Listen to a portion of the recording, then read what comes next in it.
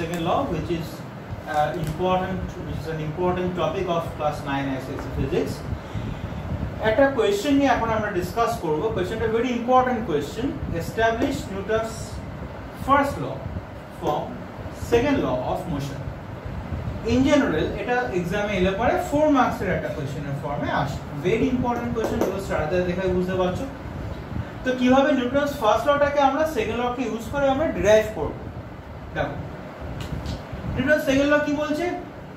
Force is equal to mass into acceleration, that is mass into v minus u by t।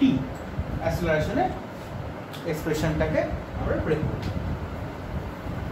এবার যদি external force 0 হয়, external force যদি 0 হয়, force external যদি 0 হয়, net force external net force যদি 0 হয়, তখন দেখো এই লেফট সাইডটা তার মানে তোমার 0 হয়ে যাচ্ছে। তাহলে 0 is equal to m by t into v minus u।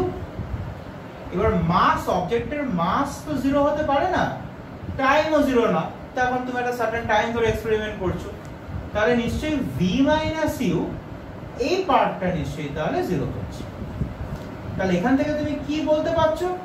v minus u যদি 0 হয়, v মাইনাস u 0 হওয়া মানে v is equal to u।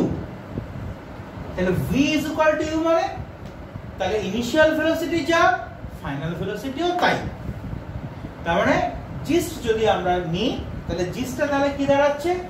যদি কোনো একটা অবজেক্টের উপরে নেট এক্সটার্নাল ফোর্স যদি 0 হয়, নেট এক্সটার্নাল ফোর্স যদি 0 হয়, তাহলে পরে ওর ইনিশিয়াল ভেলোসিটি যা থাকবে, ফাইনাল ভেলোসিটিও তাই থাকবে।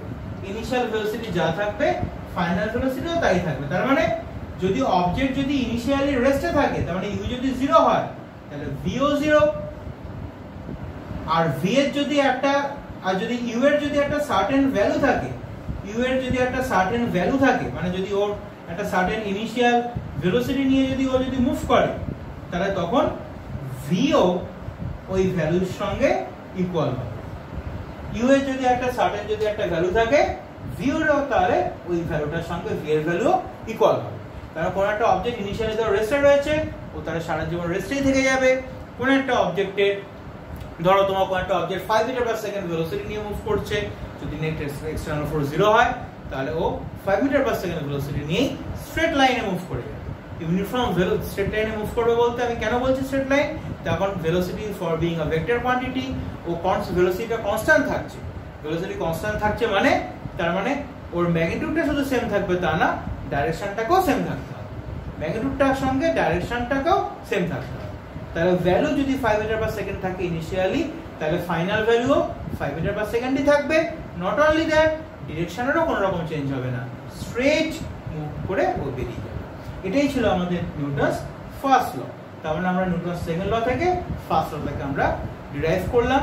নোটের মধ্যে সুন্দর করে গুছিয়ে লিখে দেওয়া আছে কতটুকু লিখতে হবে, কিভাবে কি এটাকে টার্মিনেট করতে হবে, কনক্লুশন কি করতে হবে।